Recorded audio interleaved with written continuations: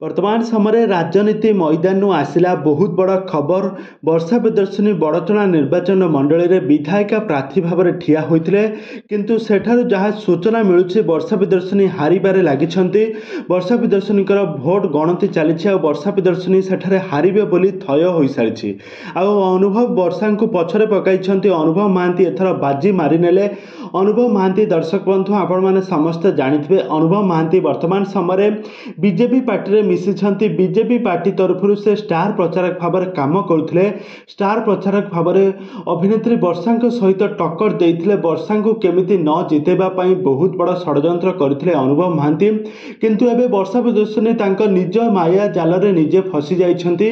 काहेकि ना अभिनेत्री वर्षा प्रियदर्शिनी को बड़चना निर्वाचन मंडल रे समस्त बासी माने तांको बहुत भल पाइबा देउथिले, बहुत पसंद मध्य करुथिले।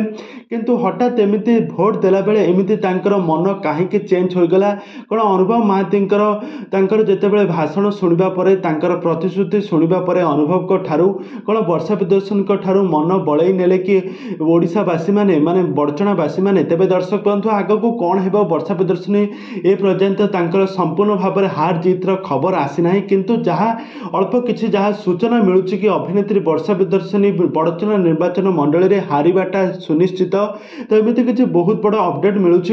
वर्तमान समय जहाँ सूचना मिलूँ बीजेडी पार्टी को छाड़ी एबे बीजेपी पार्टी लीड रे रोचे, बहुत आगरे रोचे। कहीं एथर सबू ओडिशावासी माने एक परिवर्तन स्वर उत्तोलन करिसेंती।